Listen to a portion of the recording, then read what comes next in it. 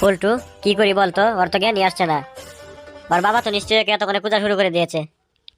তা তো বুঝতেই পারছি, কিন্তু এখন কি এইভাবে নিয়ে যাবো ওকে?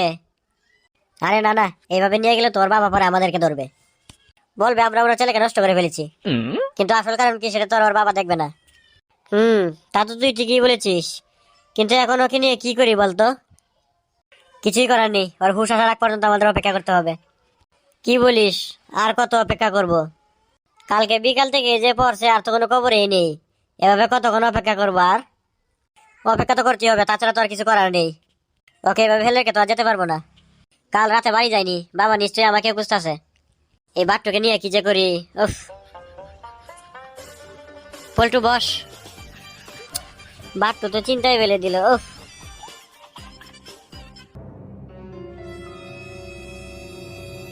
কুদু ভাই, কুদু ভাই, ও কুদু ভাই, কি ব্যাপার? আপনি কিছু বলবেন? না মানে বলছিলাম, কালকে থেকে বাট্টুর কোনো খোঁজ খবর নেই। আপনার ছেলে পচা কি ঘরে আছে? না, ও কালকে রাতে আসেনি ঘরে। ও, তাহলে তো মনে হয় ওরা একসাথেই আছে। তা কোথায় থাকতে পারে, আপনি কি কিছু জানেন? আমি কি করে জানবো ওরা কোথায় থাকে? ওরা কি আমাকে কিছু বলে যায়? না মানে বলছিলাম, কালকে রাতেও ঘরে আসেনি, এখনো পর্যন্ত আসছে না। আমার খুব টেনশন হচ্ছে। কিছু হয়নি তো আবার ওদের? ওদের আবার কি হবে? ওরা তো নিজেরাই বিপদ। বিপদকে কি কখনো বিপদে পায়? তারপরও একটু খোঁজ খবর নেওয়াটা দরকার ছিল না? আপনার কথা বুঝতে পেরেছি। আমারও এরকম প্রথম প্রথম হতো, কিন্তু এই বেয়াদব ছেলে খোঁজ খবর আর কত নেবো বলেন? ওর খোঁজ খবর নিতে নিতে আমি ক্লান্ত হয়ে গেছি। তাই এখন আর কিছু বলি না। ওর যা মন চাই করুক। তারপরেও বিপদের তো হাত পা নেই, চলুন না একটু খুঁজে দেখি। এত করে যেহেতু বলছেন, ঠিক আছে চলুন। ওদেরকে কোথায় পাওয়া যেতে পারে কিছু জানেন? চলেন ওদের ক্লাবে যাই, যদি পাই তাহলে ওখানেই পাবো। ঠিক আছে চলেন।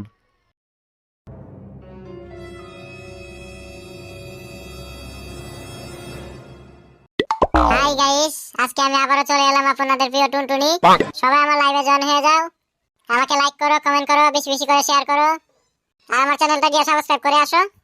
তাহলে আমি ভিডিও ছাড়ার সঙ্গে সঙ্গে তোমাদের কাছে নোটিফিকেশন চলে যাবে। আর আমার ভিডিওগুলো কেমন লাগে অবশ্যই কমেন্টে জানাবে আমাকে। তোমরা আমাকে বেশি বেশি ভালোবাসা দেবে, যেন আরো এরকম ভিডিও আমি বানাতে পারি। সবাই দেখো গাইস, কি সুন্দর প্রাকৃতিক দৃশ্য। আর আমাকে কেমন লাগছে সেটাও তোমরা কমেন্টে জানাবে, ঠিক আছে?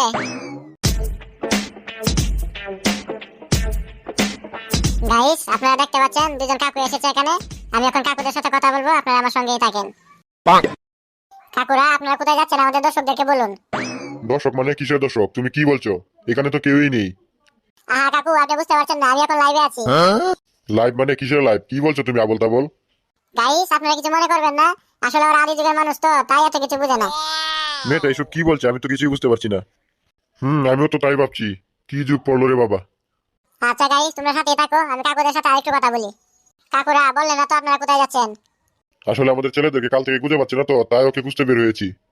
গাইস, তোমরা তো শুনতেই পেলে ওরা ছেলেদেরকে খুঁজে পাচ্ছে না। তোমরা সবাই দোয়া করবে যাতে ওরা ছেলেদেরকে খুব তাড়াতাড়ি খুঁজে পায়। ও মা, কি সুন্দর কমেন্ট! থ্যাংক ইউ ভাইয়া, থ্যাংক ইউ সো মাচ। একজন আমাকে কমেন্ট করেছে, পুরো জায়গাটা ঘুরে দেখান। ও ভাইয়া, পুরো জায়গাটা ঘুরে দেখাবো? আচ্ছা ঠিক আছে, তুমি আমার সাথেই থাকো। আমি তোমাকে পুরো জায়গাটা ঘুরে দেখাচ্ছি, ঠিক আছে? গাইস, লাইভ এসব কি বলে গেল মেয়েটা? কুদু ভাই, কি করে বলবো? আমিও তো কিছু বুঝতে পারিনি। কি জামানা পড়লো! এত ছোট ছোট মেয়েরা মোবাইলের ভিতরে কিসের লাইভ গাইস? এত কিছু আমরাও বুঝি না। হ্যাঁ, এটা তো মাত্র শুরু। বেঁচে থাকলে সামনে আরো কত কিছু দেখবেন। থাক, আর কিছু দেখতে চাই না। এর আগে মরে গেলেই হয়। আচ্ছা ঠিক আছে চলুন।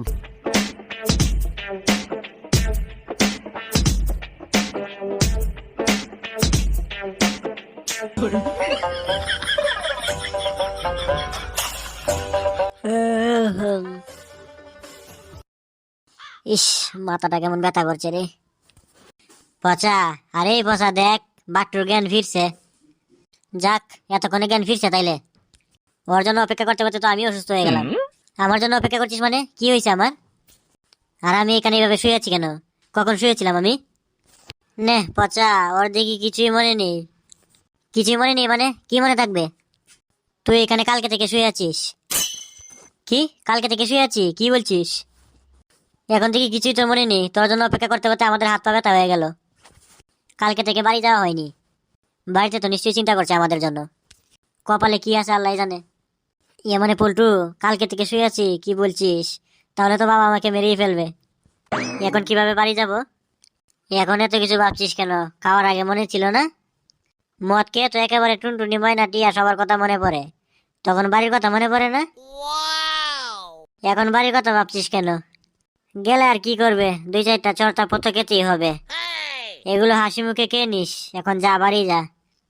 মানে পল্টু, কি করি বলতো? এই বাবার হাত থেকে কিভাবে বাঁচবো, একটা বুদ্ধি দে। দুনিয়াতে কোনো বাবা না থাকলে ভালো হতো, যাভাবে মন চাই ওইভাবে চলতে পারতাম। এখন গিয়ে কি বলবো সেটাই তো বুঝতে পারছি না।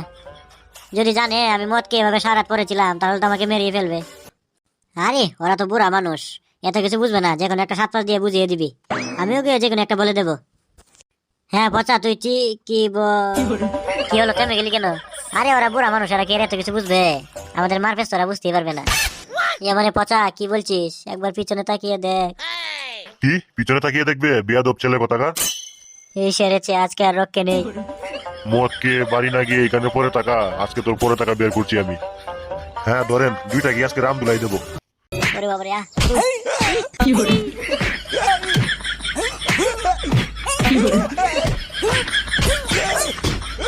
hore